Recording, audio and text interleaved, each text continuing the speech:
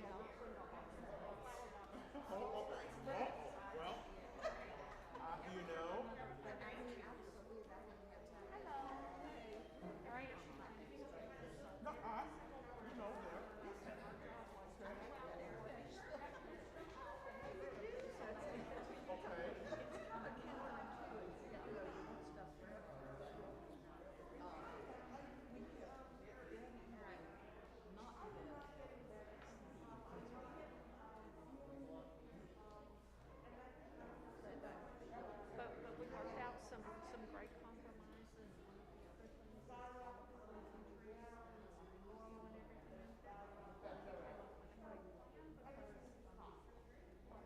One of the other things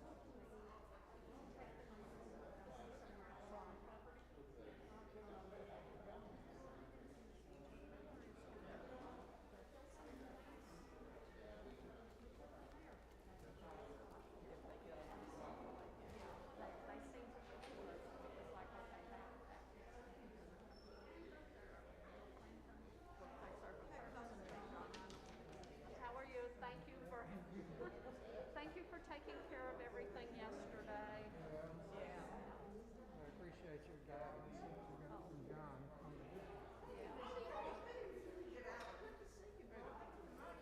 Cynthia, are you going to help us with ushering or let me find out from Ken Stevenson if he hasn't recruited. Well, you know what? He's not here today. So let me check and see who is our Anything at all?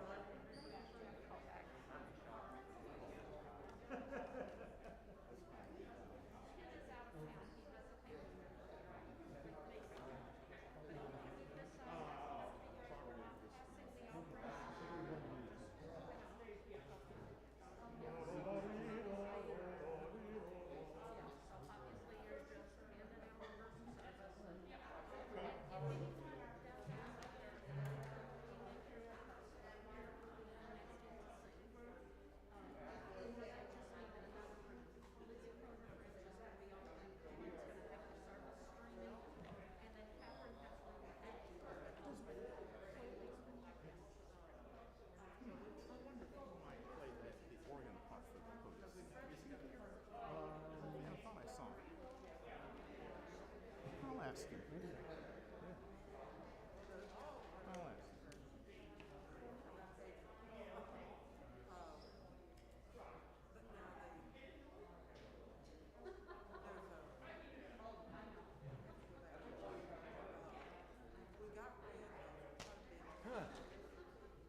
What's up? Hi. Hi, both of you.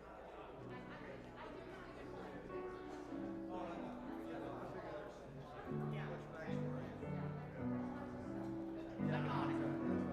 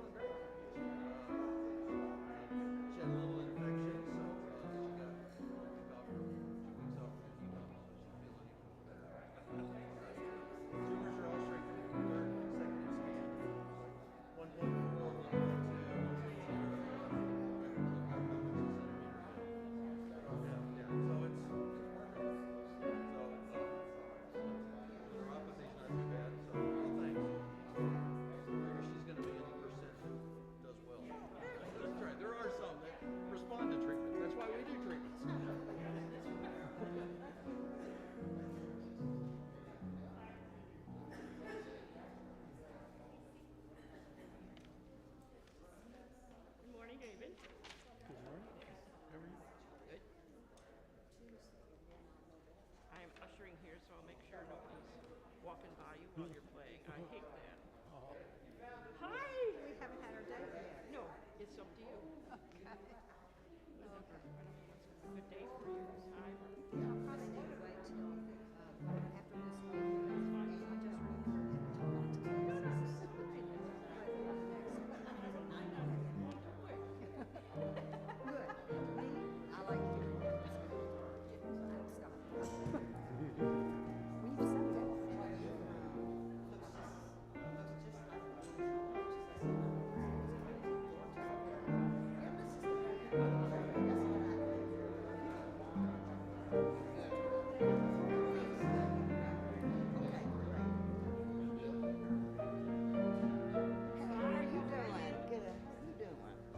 It's good to see you.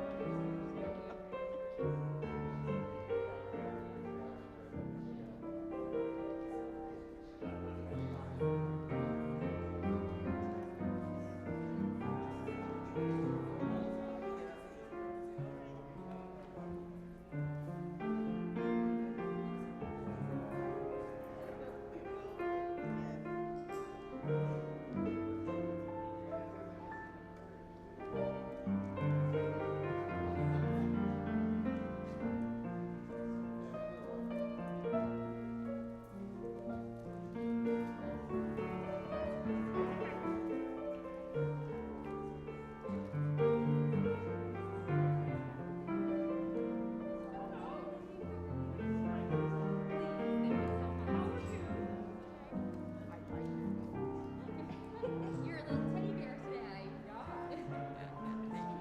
Thank you.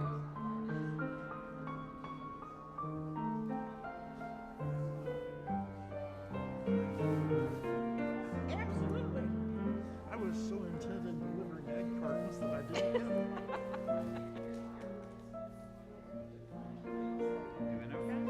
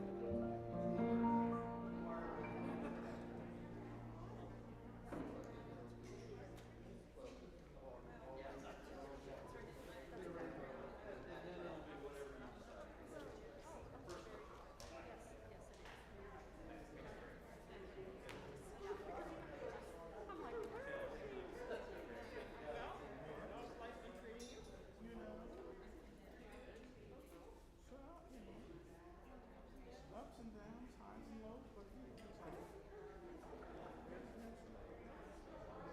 but it's okay. It's okay. All is well. Yep.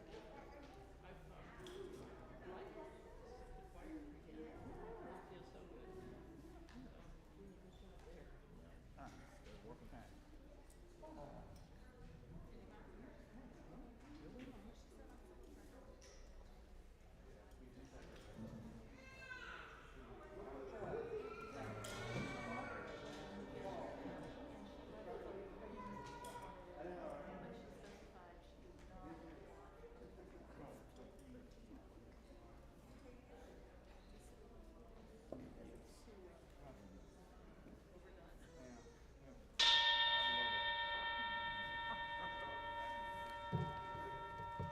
Well, how's that for meditative?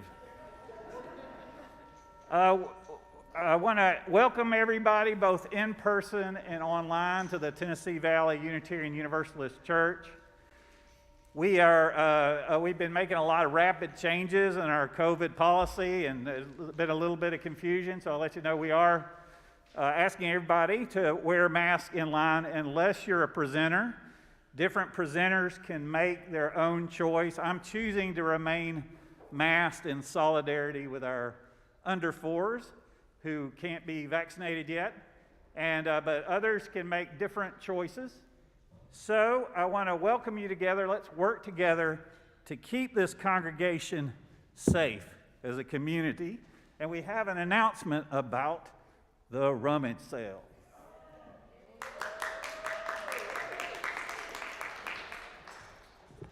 It's really going to happen, I promise you.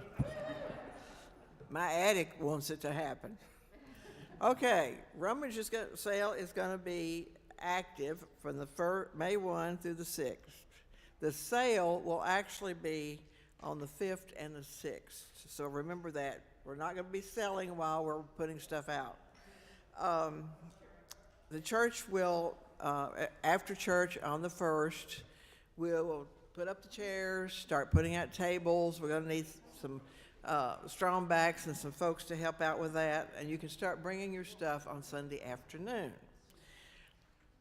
Beginning Monday morning, I will be here about 8:30, and we'll be staying until nearly 8:30 in the evening.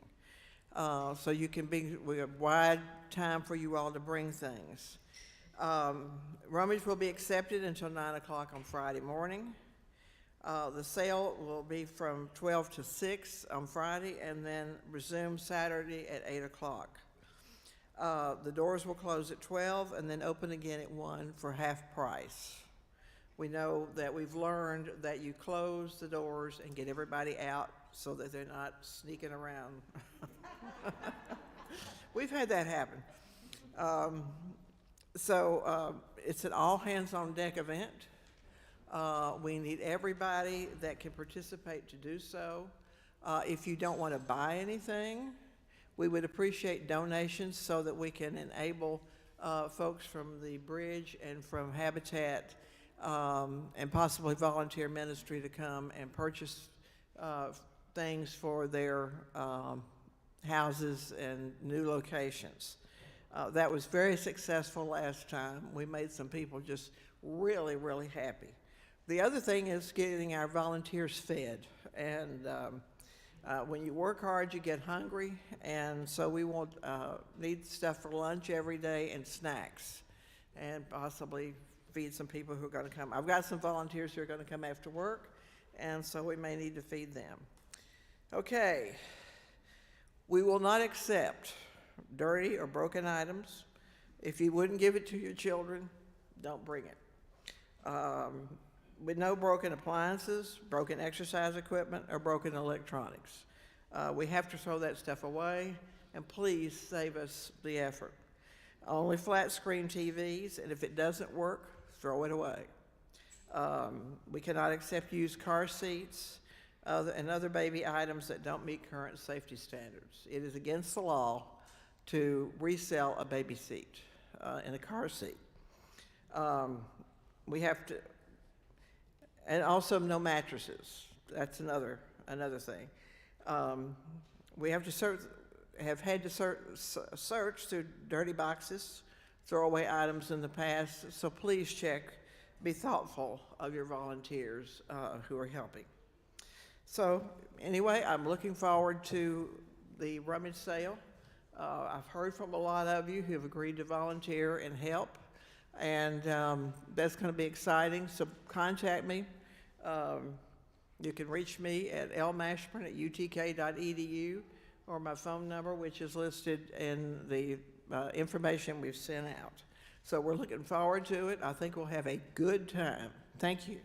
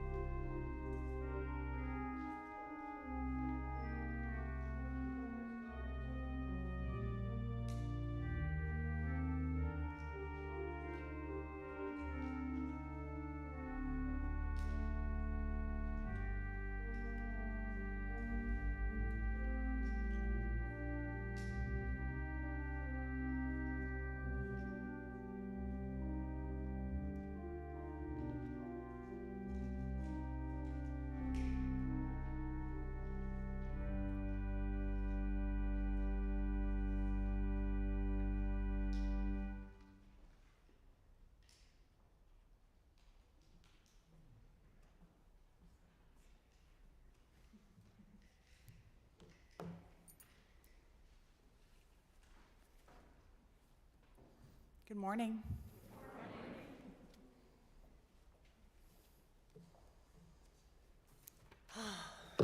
How is everyone this morning? It's wonderful to see all of your faces this morning. My name is Heather Kistner. I'm a member here at TVUC, also a privileged member of the board and also chair of the stewardship committee for this year. And I'm going to be participating in this morning's service. The opening words by Kimberly Ann Tomczak Carlson. It is not by chance that you arrived here this morning. You've been looking for something larger than yourself. Inside of you, there's a yearning, a calling, a hope for more, a desire for a place of belonging and caring. Through your struggles, someone nurtured you into being, instilling a belief in a shared purpose, a common yet precious resource that belongs to all of us when we share. And so you began seeking a beloved community, a people that does not put fences around love, a community that holds its arms open to the possibilities of love, a heart home to nourish your soul and to share your gifts. Welcome home, welcome to worship, and come, let us worship together.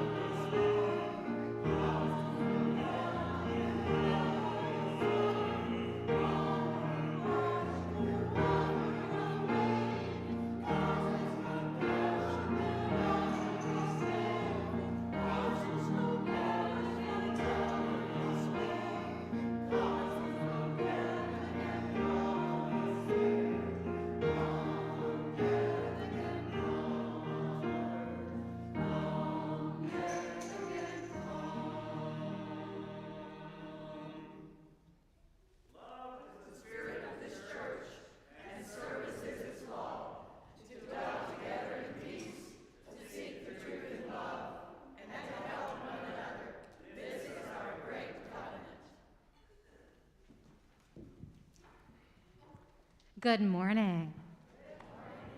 It is good to be gathered here today. Those of us who are here in person in the sanctuary or watching from Lizzie Crozier French Room or Room A or from home, I'm glad for all the ways we gather together.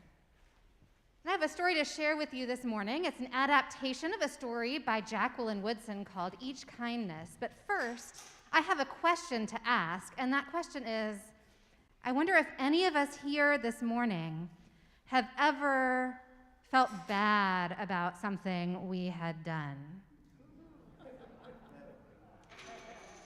So Chris's service for this morning is about cringe-worthy moments in UU history. And I feel like many of us might have some cringe-worthy moments if we think about, is there anything that you feel embarrassed about? And I want you to cringe for me for a moment. What does your body do when you're thinking about something and you feel kind of embarrassed or you regret it a little bit? Ooh. So I have a story to share, and it's told in the voice of somebody who's telling a story about a cringe-worthy time in her own past. And as I share it, I want to invite us to think about why this person might tell this story about her own cringeworthy moments. And so she tells it this way. She says, one day when I was in school, a teacher brought a new student into the classroom and said, "This is Maya." And all of us looked at Maya, It was winter time. She had a coat on, but her coat was open, and underneath it, her clothes looked a little bit ragged, and she was wearing springtime shoes, even though there was snow outside. And the teacher said, "Everyone say good morning to Maya." But everybody was silent. And the only empty seat was next to me, and so the teacher put her there, and Maya turned to me and smiled. And I don't know why I did it, but I didn't smile back. I just didn't. And in fact, I moved my things a little further away, and I turned my face and looked out the window. And after that, every time that Maya looked at me and smiled, I looked out the window instead. One day at recess, Maya came to us where we were gathered, and she had some jacks and a bouncy ball in her hand, and she showed us that she had gotten them for her birthday, and she said, "Well, this ball is a really high bouncer." But none of us wanted to play, so she played a game against herself. After we were back in the classroom, Maya turned to me and said, "I bet you can't guess who's the new world champion jack player of the whole world." And behind me, Andrew, in a big, loud whisper, said, "You've got a new friend, you've got a new friend." And what do you think she did? She says, I turned around to Andrew and I whispered back, "She's not my friend." And the weeks went by. And every time we were out at recess, when she showed us something she had brought from home, a deck of cards or a doll, none of us wanted to play with her. And after a while, she stopped asking. And one day, Maya's seat was empty. And that day, our teacher, Mrs. Arnold, brought a big bowl of water and some small pebbles and invited the class to gather around. And she told us to drop a pebble into the water. Can you imagine now what happens if you drop a pebble into a bowl of water? What do you see? The water gets more full? Yeah, that is one thing that happens. Does anybody think about what does the surface of the water do if you drop a pebble in? Yeah. It splashes a little bit. You might see something. You might see little circles going out. You might see, I think I heard over here, ripples. Can you imagine the ripples that go out when the stone is dropped into water? And Ms. Arnold told all of us, she said, "Everything you do ripples out into the world. Each kindness you do ripples out into the world forever." And you know what she did? She invited every one of us to come forward and take a pebble and share one kind thing we'd done and drop it into the water to watch the ripples. And the classmates had a lot of things they shared. What's something kind you have done or you have seen somebody do that might be shared if somebody were sharing kindnesses? Yes.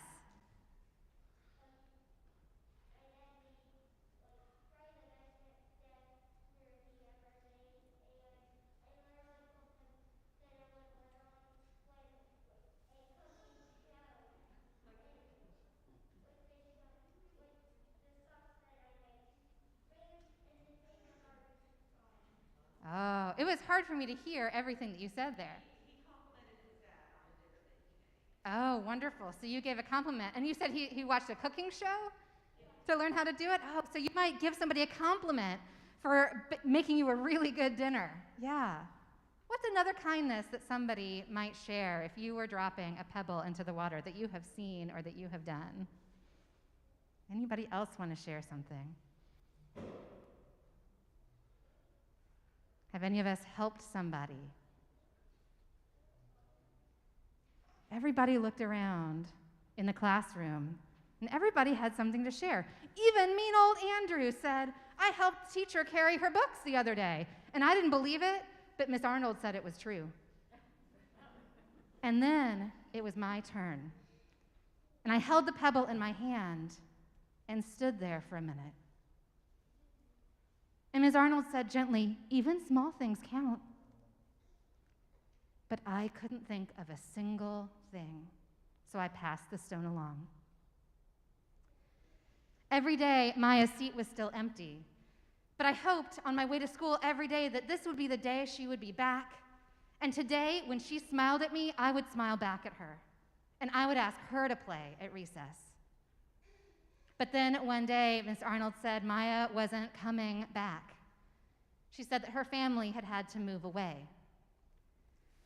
And that day, when I was walking home from school, I stopped by the pond and I found pebbles and I tossed them into the water one after another, and I watched the ripples go out forever and ever. And I thought about each kindness, done and not done. And I thought I would remember this forever. And I thought that I would let it remind me to be a person who makes kind choices in the world, so that the ripples I made were ones that were brightness. And so sometimes I think when we think about those cringeworthy moments, it's kind of uncomfortable to think about them, isn't it? And how many of us have ever felt like, I kind of want to just not think about that thing I'm kind of embarrassed about or I kind of feel bad about? Have any of us ever tried not to think about those things? I know I have had that. That's a really, really human thing to do, isn't it? But I think sometimes those moments are the things that are our greatest teachers. That those feelings, those uncomfortable feelings, can help remind us of who we want to be in the world. And so perhaps this kid shared this story about that time when she did not choose kindness with Maya to help remind her to be kinder and more compassionate in the future. And so may we all. And that is our story for this morning. And those who wish to join us for our RE space, we have our story and spirit space, and we have our youth focus for 6th grade and up. We're all going to head out during the song out to the fellowship hall for story and spirit, and room B with Miriam for the youth focus. Thank you all.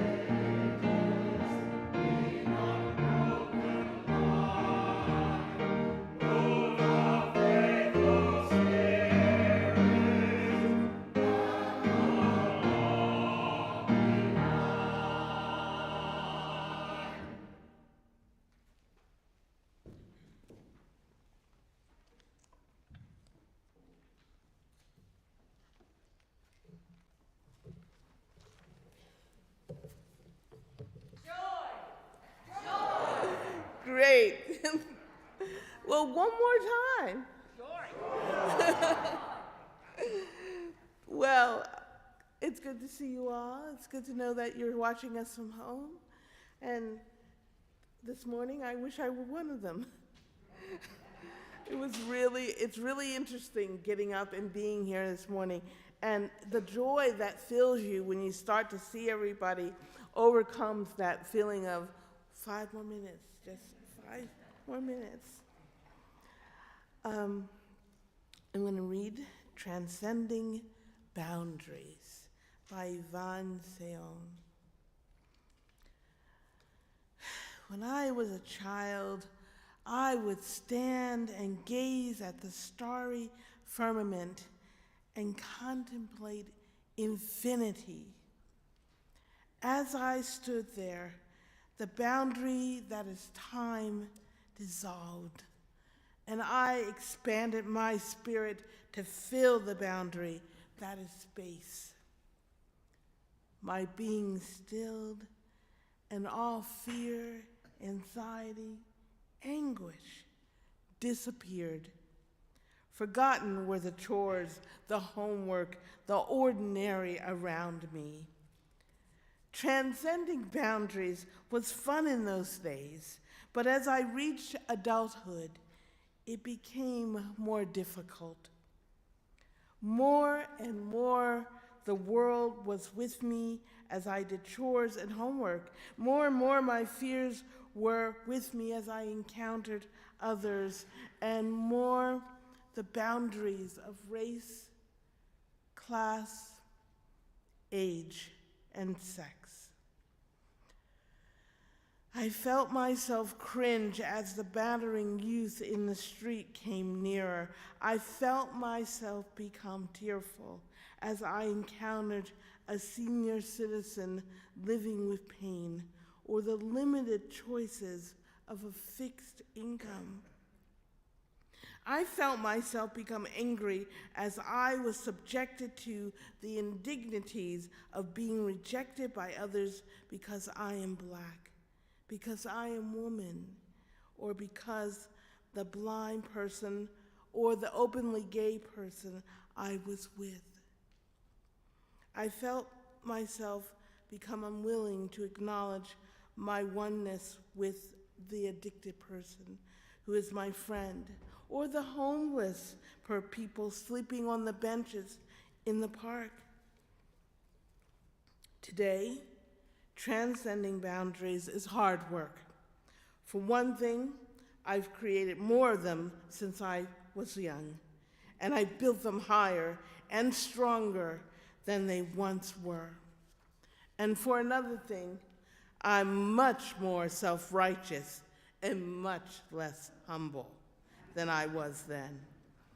Sometimes when I am at my best, I remember that the other I distinguished myself from could be me in another time, in another place, another circumstance.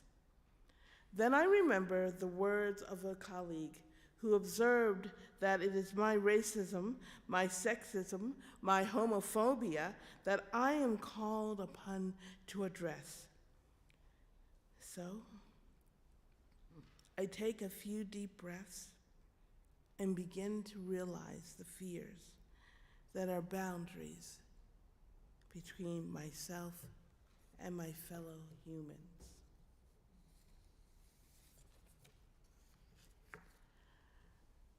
The joys and concerns that we have. The family of Lorraine Hart held the memorial yesterday here. Remember that family in your mind, in your soul, in your prayers, your meditations. And good news, Reed had a fall, but Carolyn says that they're doing fine and they just had a good night's sleep and they're A-okay. And remember Chris and Kathy Shart? I think I'm saying that right. The death of Kathy's mother, Jo Ellen. please remember that and hold the family with love and just care when you're thinking of them during, again, your prayers and meditations. Will you join me with prayer?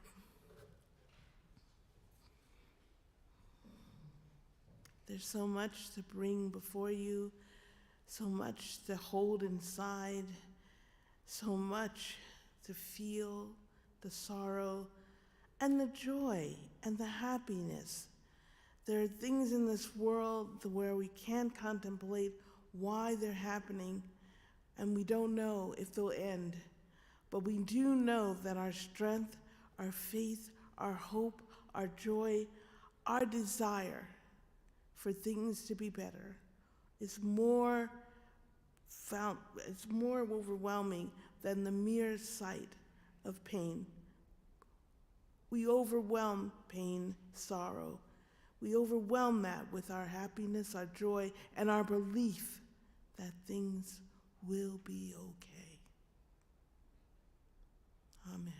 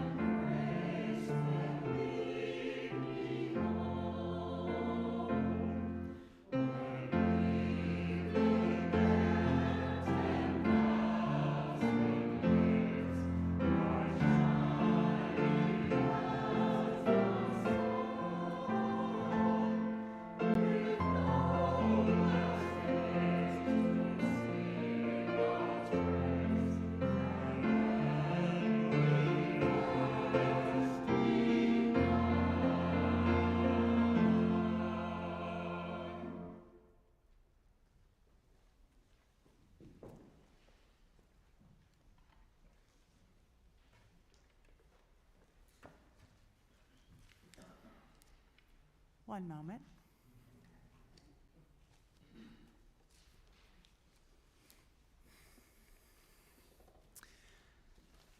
Today is a Share the Plate offering Sunday.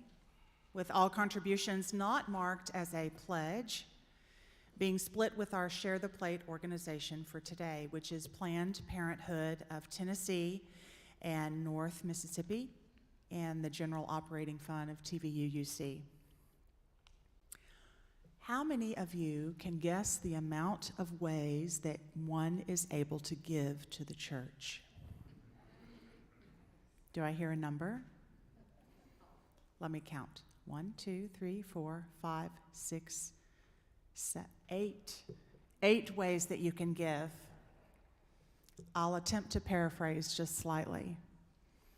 You can mail a check to us. We can look up the address.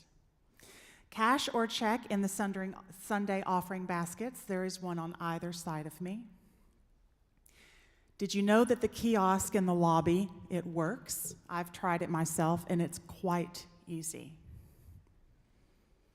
You can donate securely online at tvuuc.org/give. Everyone has a smartphone, I'm assuming, in here, most of us. You can give by using your phone. Texting the message to TVUUC and the word amount to 73256. This is what I personally do, is direct deposit using my Realm account, REALM. You can sign up for your Realm account by going to our website. It is a heading on the top right-hand side of your screen. If you need help setting up your Realm, you can ask me. To make a pledge, now here's where my word comes in, because I'm chair of the stewardship committee. The word pledge is quite a big word at this time of year, and we are grateful for everyone's support and continued contributions, no matter the size. We do ask that you pledge for the 22-23 fiscal year online. And again, thank you very, very much for everything you all do to make this church a beautiful church. Love is the spirit. I'll ask Mark Mahandro to come up, please.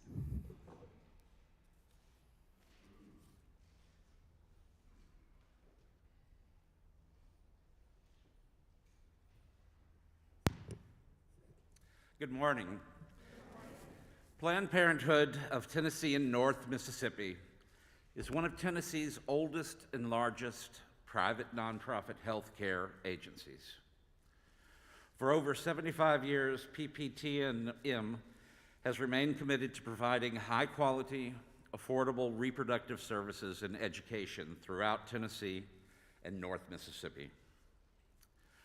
Our mission is to improve health and well-being by providing high-quality, non-judgmental sexual health care, honest and accurate sexuality education, and reproductive health and rights advocacy.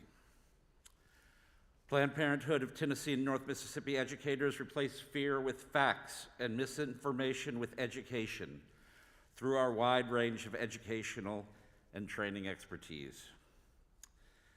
Planned Parenthood of Tennessee and North Mississippi is a fierce advocate for health care access, the protection of private medical decisions for pregnant people and families, and access to comprehensive sexual health information.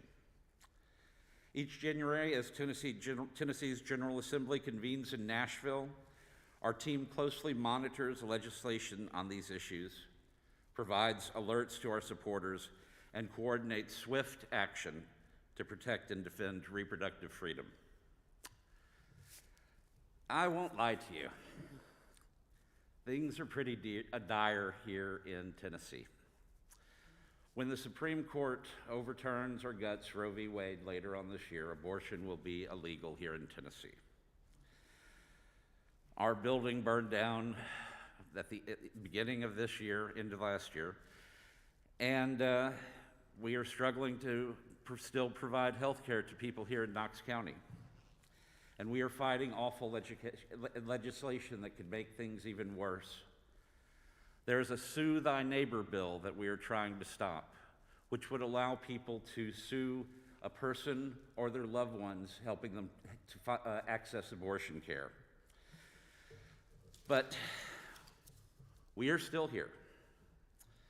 We are planning on rebuilding our office. We are still trying to find healthcare alternatives for serving Knox County. We are thankful for TVUU's support through the years, and we aren't planning on going anywhere. Thank you.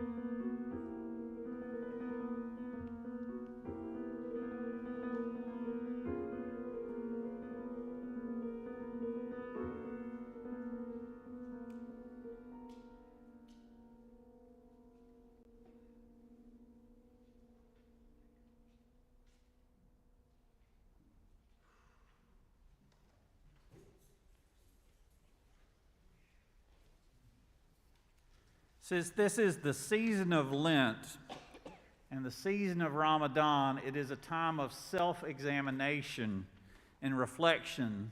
Therefore, I want to talk about cringeworthy moments in Unitarian Universalist history. Now, for those of you who are not up to date on your slang, cringeworthy is when you do something so embarrassing, so mortifying, it fills you with shame. And a cringeworthy moment often revolves around a decision we made in the past, which in retrospect seems like a pretty awful thing that we did, a huge mistake, something that just feels, makes you want to cringe. So today I want to look at cringeworthy moments in the history of our faith, cringeworthy moments in the lives of our spiritual ancestors. And as Jametta mentioned, it's in looking backward that we can see forward and make better choices in our lives. Now, in the Unitarian Universalist Church, we have a tendency to remember our noblest ancestors in their noblest moments. When I joined the Unitarian Universalist Church in the late 1980s, there used to be these lists of famous Unitarian Universalists that were very popular. You'd see them on pamphlets.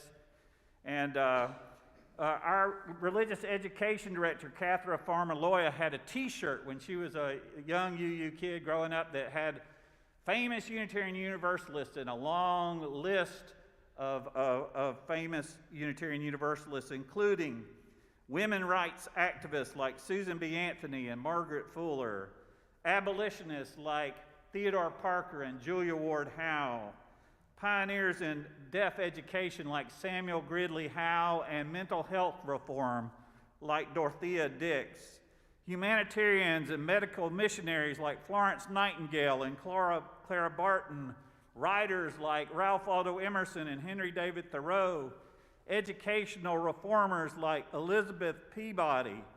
And then at the end of that list, it had in big bold letters, it said, "and me." Famous Unitarian Universalists and me. In retrospect, you say it's very cringeworthy because every single name on that list was a white person. Now, our own congregational's history includes African American civil rights leaders like Jim Pearson, who integrated this church in 1950 by walking through our doors, Jack and Edna LaFleur, who organized the civil rights sit-in movement, Joe and Charlene Michaels, supporter of historical black colleges, especially Knoxville College. A member of this church was the first Indian member of Indian heritage to be on our city council. Landry Williams, first African American moderator of our denomination. And I have to say, I've been here since, I've been here in Knoxville in the 80s, and in that time, there has been one African American spiritual leader who has been forthright and open and public more than anybody else on GLBT issues, and she's sitting right there, the Reverend Jametta Alston. So when we focus on famous Unitarian Universalists, we're often whitewashing history. We're focusing on the famous, we forget the unknown deeds, the anonymous deeds that contribute to social change. Now, I've often thought that if we have a list of famous Unitarian Universalists, we also need another list of infamous Unitarian Universalists. And no list of infamous Unitarian Universalists would be complete without the name John C. Calhoun, who lived from 1782 to 1850. Now, John C. Calhoun is a reminder that there's a big difference between having a good resume and being a good person. John C. Calhoun was a United States Congressman, a United States Senator. He was in the Cabinet, Secretary of War, Secretary of State, Vice President of the United States of America. That is an impressive resume. And yet, when I learned that he was a Unitarian, it made me want to cringe. You might not find, this is one of the reasons you will not find the name John C. Calhoun on any of those t-shirts or any of those lists of famous Unitarian Universalists, even though he was a founding member of All Souls Unitarian Church in Washington, D.C. Now, no one did more to start the Civil War than John C. Calhoun, even though he did not live to see the day when shots were fired on Fort Sumter in his home state of South Carolina. He had an explosive temper. He was a bully, a polarizer, a divider, a schismatic. In a time when many Americans felt that slavery was an institution that needed to be phased out or thought it might die out on its own, but essentially was going to go away, he argued that slavery was a virtue that needed to be expanded, pushing for more slavery in more states, even if it meant the dissolving of the Union. He used the symbols of the flag and the rhetoric of freedom and liberty to justify and promote human bondage and the violence and the oppression that is required to implement it. He advocated for states' rights, and by states' rights, he meant the power of states to overrun and overpower and ignore every human right. Many who supported slavery saw it as a necessary evil. John C. Calhoun saw it as a positive good, a hallmark of civilization. He said that it was only natural that the elite race enjoy the fruits of the labors of the inferior group. Although he did not live to see the Civil War, no one did more to foment it. He offered the intellectual, the political, the strategic justification for it. He was an unapologetic racist and unprincipled white supremacist. So John C. Calhoun deserves to be on the list of any infamous Unitarian Universalist. And his memory is not only cringeworthy for our faith, but to his own home state of South Carolina. Clemson University was founded on land that was donated by the Calhoun family, but in recent times, the university has removed the name of John C. Calhoun from all of their buildings, even though his house is right there on their land. The university released this statement: "We must recognize there are central figures in Clemson's history whose ideals, beliefs, and actions do not represent the university's core values of respect and diversity." During the Jim Crow era of the 19th century, white supremacists erected a statue of John C. Calhoun in downtown Charleston, South Carolina, near an African American neighborhood. It was almost immediately vandalized. And so they built a big 100-foot tall column, put the statue on top of that, put iron fences around it, and it still was vandalized. There's some creative vandals out there. But on June 24, 2020, the statue was removed by the unanimous vote of the Charleston City Council. And this was in the immediate aftermath of the killing of George Floyd, and within recent memory of the white supremacist hate crime that killed 9 people in a Bible study in Mother Emanuel AME Church. It took over 100 years, but eventually Clemson University and Charleston, the city of Charleston, realized that the memory of John C. Calhoun was just too cringeworthy. Now, in addition to any list of infamous Unitarian Universalists, I would like to add a softer list that would be Unitarian Universalists we're embarrassed to mention, which is not quite the same thing as infamy. One of those Unitarians would be Neville Chamberlain, the Prime Minister of Great Britain, who is best remembered for his policy of appeasement with Adolf Hitler and negotiating directly with Hitler and coming back to Great Britain with that piece of paper saying, "Peace in our time, peace in our time." When Neville Chamberlain ran for political office, his opponents used the fact that he was a Unitarian to vote against him. Since there is no separation of church and state when he became prime minister, he actually had a leading role in picking bishops for the Church of England. Lord Hugh Cecil declared, "I think it unseemly that a Unitarian should have the predominant voice in the appointment of bishops. If we lived in the reign of Henry VIII, a Unitarian would not be in Downing Street, he would be burned in Smithfield." The Archbishop of Canterbury, who's always a very diplomatic person, lamented in private that Chamberlain was not only a Unitarian, but a reverent agnostic. Now, when Neville Chamberlain declared peace in his time, he was popular. That was the high point of his popularity. After he was lionized as a hero. After Germany invaded Poland, he was denounced as a fool. Many remember Churchill's comment that the policy of appeasement was like feeding a crocodile, hoping that the crocodile would eat you last. Today, Neville Chamberlain is remembered as dangerously naive and unforgivably gullible. Chamberlain wasn't either of these things. He was neither as heroic as his big moment of popularity would have suggested, nor was he as naive as he would later be villainized by his political opponents. Later, essentially, he used a treaty for peace to buy time to prepare for war.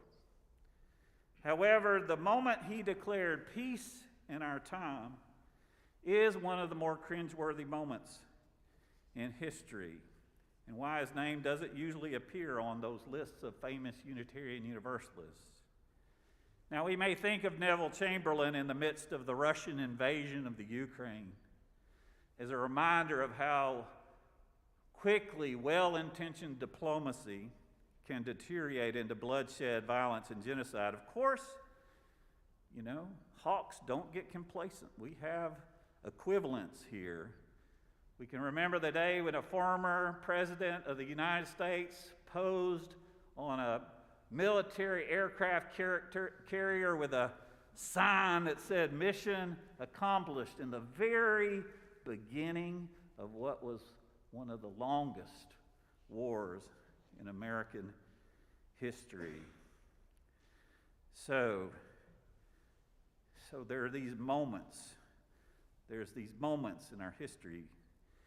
And when I hear politicians say, the pandemic is over, the pandemic is over, I sometimes think of peace in our time. The rates are dropping, and it's very, very encouraging. But I've noticed in the last Dr. Fauci press conference, he kept saying the words, hopefully, hopefully, hopefully, and I hope it keeps going down. I hope that. But I know there's also a thin line between hope and hubris. In downtown Knoxville, there's a statue to a Unitarian, Lizzie Crozier French, women's rights leader, helped get women the right to vote. Tennessee was the last state needed to give women the right to vote. That's a huge lift. That's a huge lift in our history, and I've researched her life. And I've done presentations about her in the community. And then I don't remember exactly how far I've been doing that, how many years, but I thought, oh no, what if in one day of my continuing research, I come across one of her letters that's cringeworthy? I haven't done it yet. It may not exist, but I worry about it. And I worry about it because she was working for women's rights in a segregated city, in a segregated state, so there might be a cringeworthy letter out there. And if it emerges, what will we do? Will we tear down that statue? Will we change the name of the Lizzie Crozier French Room? I hope we never find it. I hope we never find it, but I know there's a thin line between hope and hubris sometimes. Now, I've spent most of this morning talking about cringeworthy moments in Unitarian Universalist history, but let me say, I don't believe that history should be an exercise in traveling in time to the past to slay the dragons of immorality, because there's just too much immorality in the present. There's just too much immorality in the present. And when I think of John C. Calhoun, I think of a bumper sticker I saw in recent times that says, modern slaves are not in chains, they're in debt. Modern slaves are not in chains, they are in debt. And Unitarian Universalism has strong ties to higher education. We value lifelong learning. The average student loan debt in this country is over $39,000. And some of those undergraduates go on to graduate school and accumulate $30,000 to $60,000 more dollars in debt. And some of those are UU ministers. So our food pantry here, it serves the homeless, and it serves graduate students, and it serves undergraduate students, and it serves people in credit card debt, and people in mortgage debt, all the different ways people have been trapped into debt in contemporary society. There are so many ways to lure you into debt in this society. So if modern slaves are not in chains but are in debt, who's to say that future generations won't look back on us and remember us any more fondly than John C. Calhoun?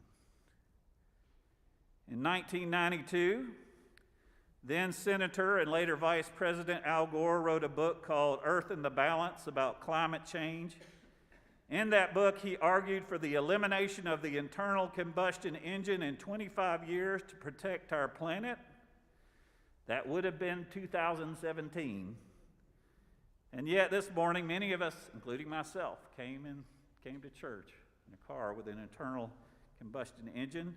And electric vehicles are an improvement, but it's still based on coal power fuel plants. Also, so will people in the future look back on us for surrendering to the economic forces? Will they see us as saying peace, peace, when there is no peace? But just for today, let me say, I don't know what the future holds, but just for today, let me say, if we are wise, our most cringeworthy moments of the past, I was talking with Barbara Taylor, she's talking about periodically you just wake up in the middle of the night with a cringeworthy moment. If we're wise, and our cringeworthy moments of the past will help us examine our lives in the present.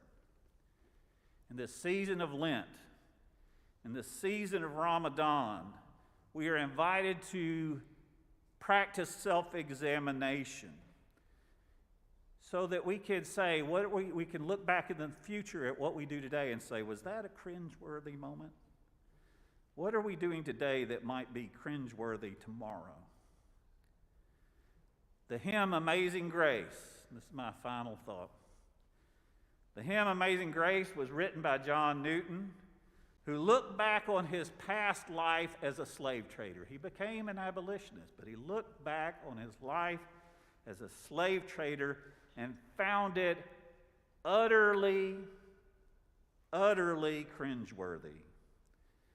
And so he wrote, Amazing Grace, how sweet the sound that saved a wretch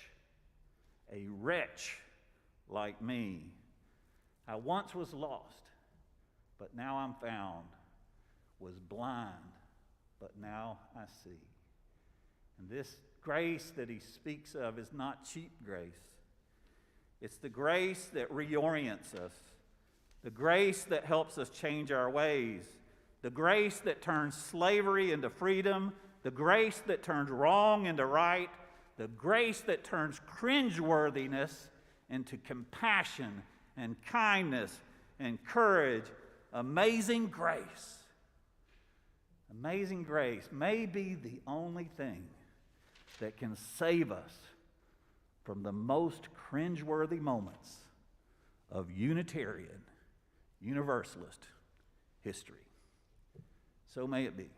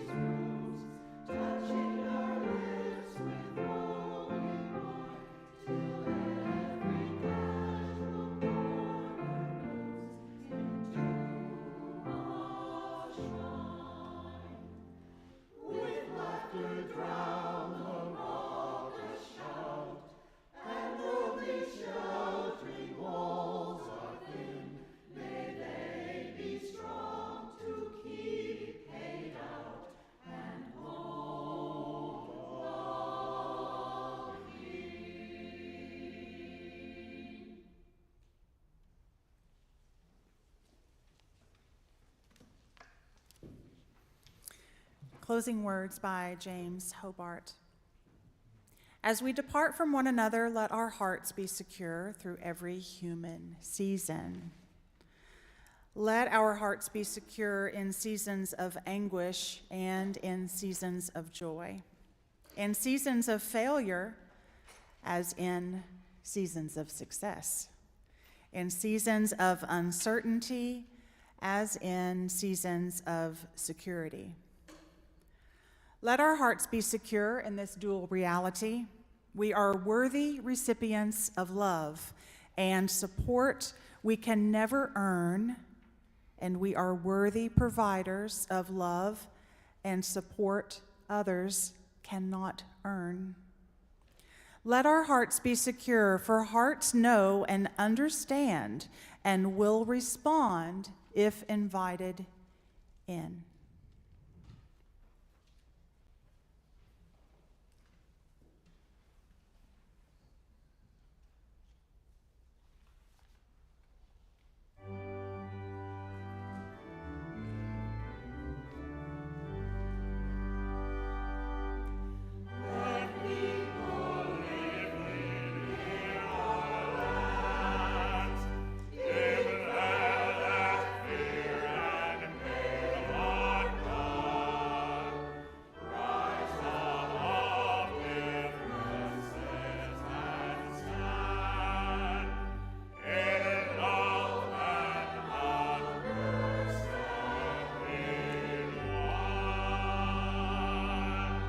We have a lot of leftover goodies from the reception after the memorial service yesterday, and rumor has it that they're going to be available outside on the patio after this service. I'll be out front greeting people. As our last act of worship, I invite you to turn and greet your neighbor.